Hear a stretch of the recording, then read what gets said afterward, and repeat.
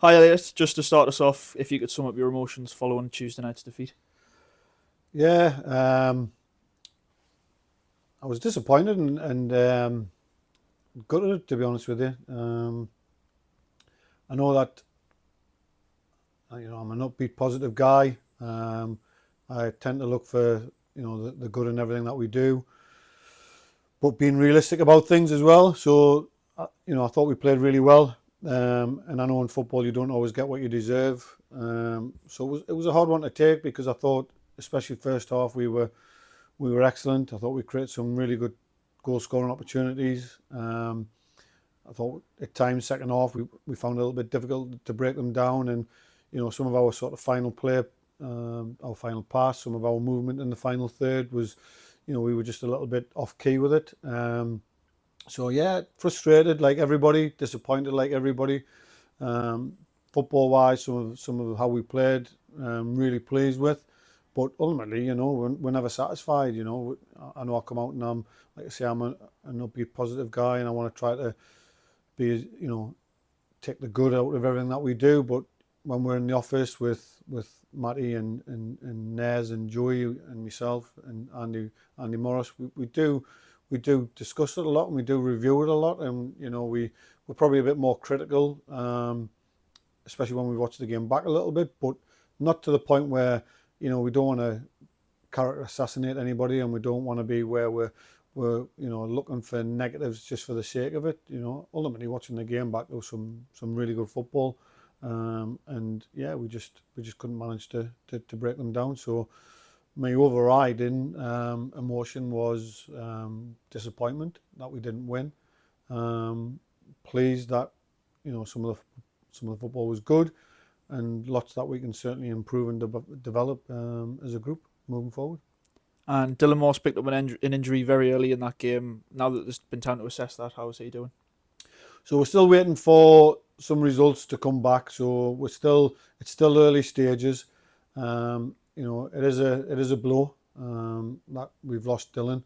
Now we don't know for how long, and once we find out, Andy's excellent at um, managing the injuries and looking after the injuries, and caring for the players when they're injured and treating the players. And like I say, we'll know a little bit more after this weekend in terms of what that looks like for Dylan. So at the minute, I can't sit here and say it's going to be a long period of time. And like I say, once we get some sort of results back from some of the investigations Andy's done, then we'll be in a better position to clarify that.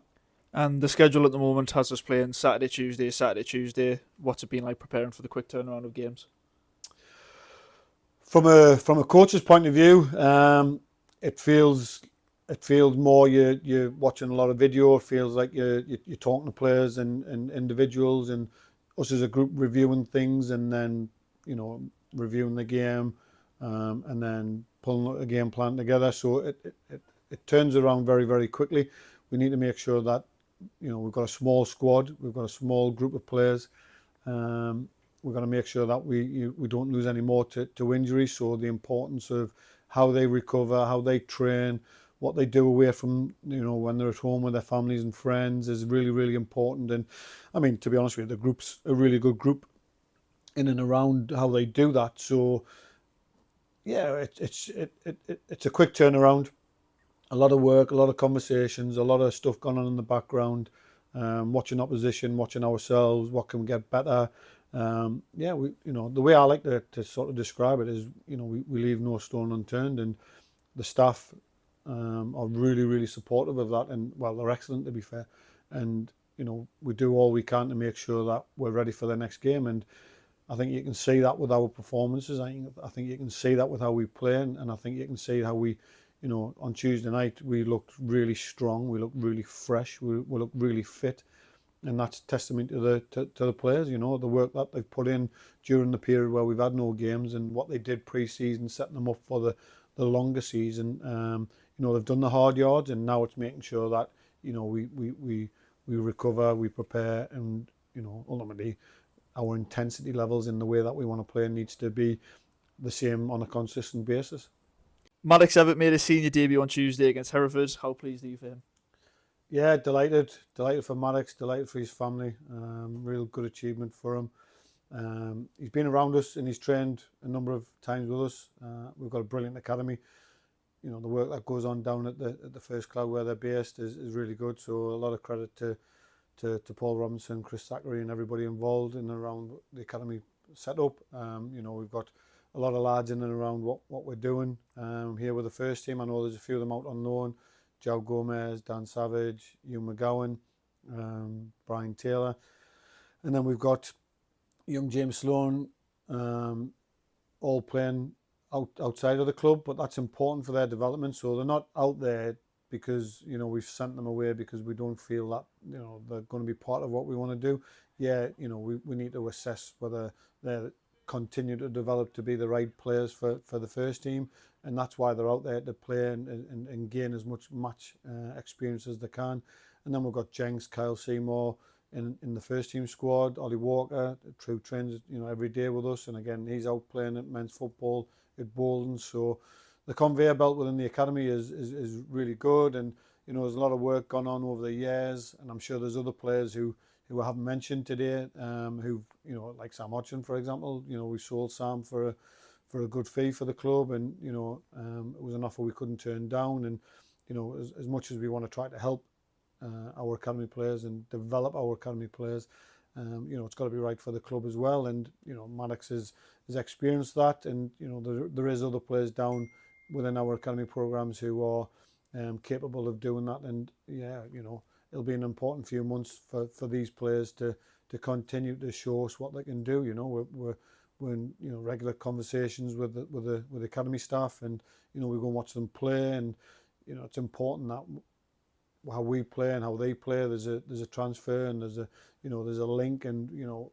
what we're trying to achieve, and helping these players get them an opportunity with us. But you know, ultimately they've got to earn it. It's not just going to be given. And I think some players within the academy program might get a little bit frustrated with why they're not here, but are up with us and training regular. But yeah, you know, if they're doing what they should be doing and they're performing to a really good level, they will be given an opportunity. And you know, it might be now, or it might be towards the end of the season, or it might even be pre-season. So you know, they need to be patient as well. But yeah, if we feel they're ready and we feel that they can help us, we'll certainly give them an opportunity. And Chester coming up next. What have preparations been like for this game? Yeah, they've been good. You know, we're not a huge squad. We've got to manage what we do. Lads were excellent today. You know, we've done a lot of video stuff. We've done a lot of work behind the scenes. We always do a game plan, so it's no different to what we do a day before a game.